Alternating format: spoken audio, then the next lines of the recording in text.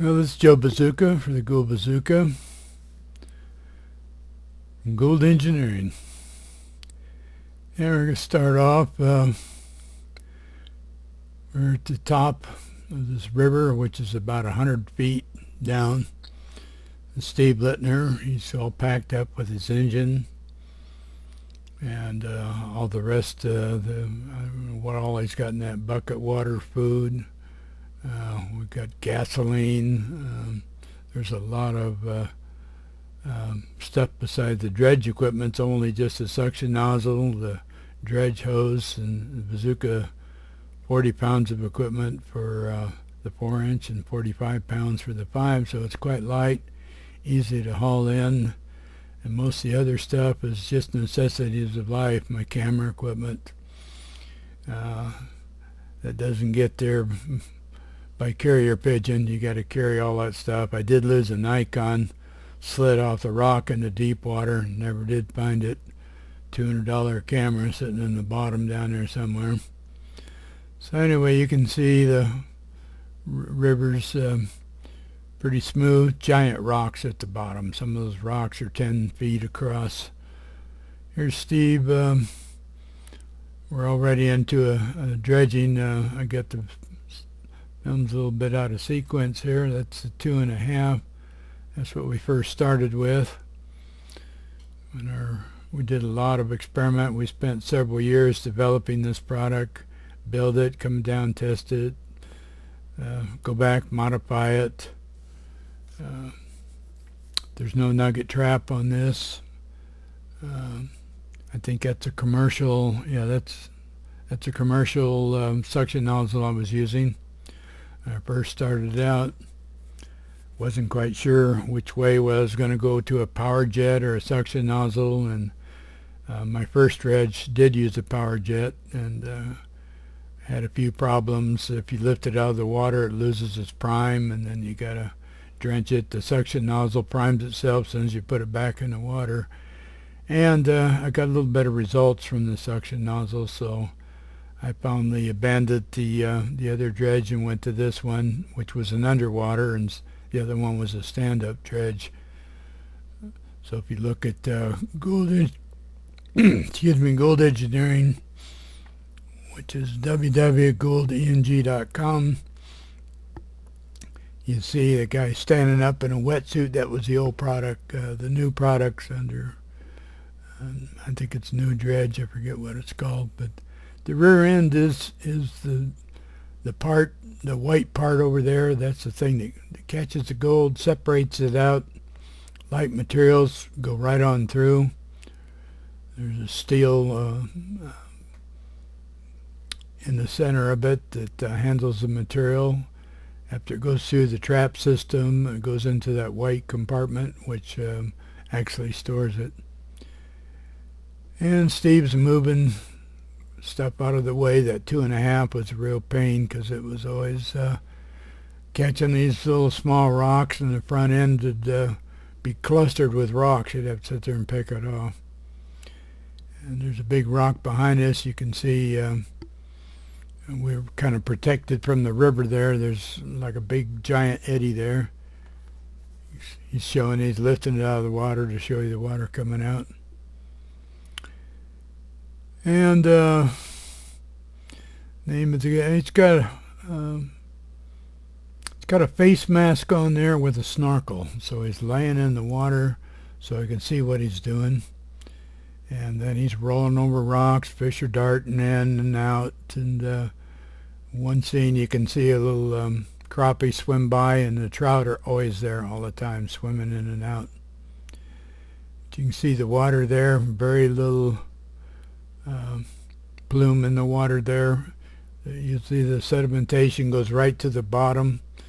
Provides, of course, a nice bed for the fish to lay their eggs in, so it's very environmental friendly. It's nothing to hurt the fish. It's just fish can go right on through. There's no, use the same technique as the Fish and Game uses when they're stocking the river. Just a big suction tube. And you can see there's quite a bit of water goes through there. and inside it's actually revolving, and the lighter material is going down the center, and the gold goes to the outside where it hits the trap system and is recovered. And Steve is he's kind of sorting through the rocks there and trying to keep the potato-sized rocks from getting on the end of the nozzle. It's just easier to get them out of the way, and instead of trying to run them through a device that has the same diameter as what the rocks that you're going through.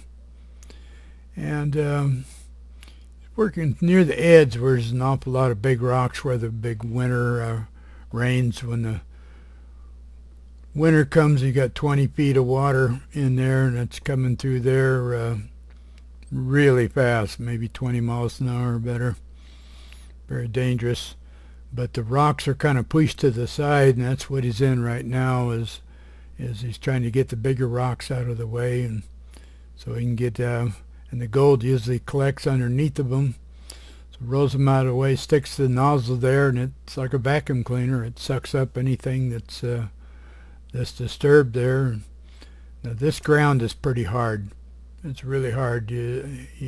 I usually take a hand pick, and I pick at the ground, loosen it up a little bit, and he's just kind of, I guess he's just working the rocks. He's not attempting to even go into the hard pack, because it's been here for thousands of years, and it's never been turned over, and the big rocks behind it protect it from the big winter storms. You kind of wonder how those fish survive with that water when it turns muddy chocolate with those big rocks like Volkswagens coming down there, but they all seem to survive. Fish are been around for thousands of years, and they'll probably be here for probably outlive us. And another shot of the material coming out, and it's usually the sand, gravel, rock, maybe a little dirt, what have you. Whatever's he sucks up is what's going out through the rear end, except the only thing that stays inside, of course, is the black sand, the gold. Gold is 5 times heavier than water, and gold's 19 times heavier, so it's going to recover both the black sand and the gold. And of course, that's what you want. The fine gold is going to be lodged in that black sand, so you want to be recovering all that black sand. You clean it up later. That's what we do, is put it in 5-gallon buckets during the cleanup, and then when end of the day we go through and we start going through the boxes or through the buckets and clean them out. And you can see the fish in the very bottom there. You can see the little crappie swim across there, and there's the trout are there all the time. They're just here. Picture's out of sequence, but that's a 5-inch that he's assembling, and he's putting the dredge hose on it. The dredge hose fits both on the suction nozzle and the front end, so that's a 4-inch dredge. So we're a little bit out of sequence there, but you get the basic idea. When we pack it down, it's kind of harder to pack when you got the hose hooked to it. So I usually carry the hose and the nozzle down around my neck, and he carries the other the main part itself. And kind of more of the same. So we'll break it up with a little mouth harp music here.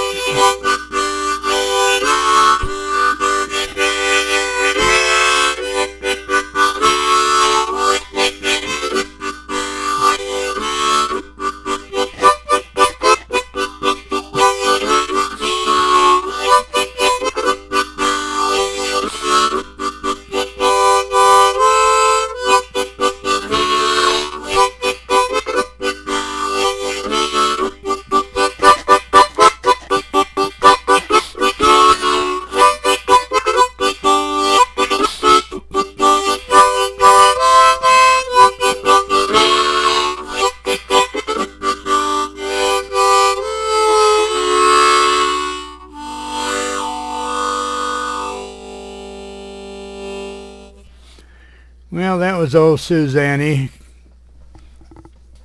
Ain't seen her in a spell. I think she's probably got her own spot to dredge.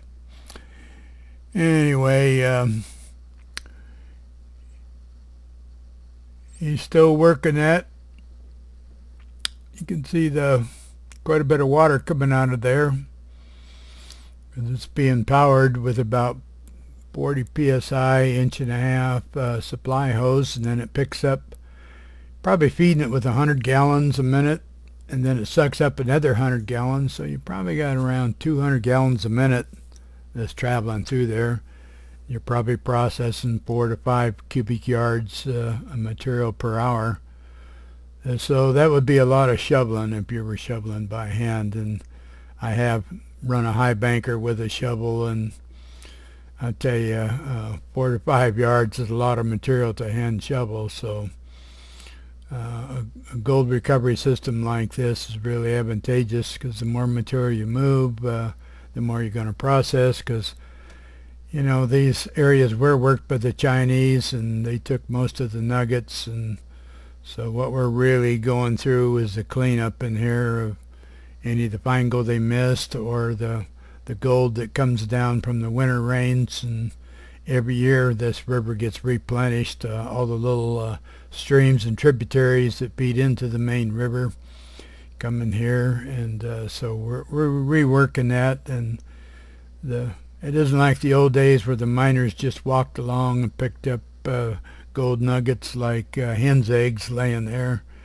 I found very few nuggets, little small ones, pickers, but most of the time what we're doing is we're getting fine gold down to 200 mesh, which is flour gold. So we're picking up a lot of material that they missed. So that's the beauty of the Gould Bazooka.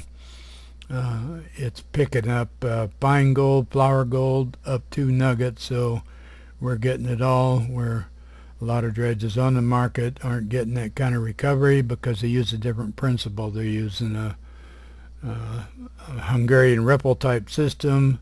My system is it's a gravity trap system, and it's completely different. There's no ripples, no rugs, none of that stuff. It's just a whole different system. So without getting into a long explanation, try it, and you'll be more than happy once you get this system and you start seeing the gold that you've been missing. And still no nugget trap. I guess that's going to be on part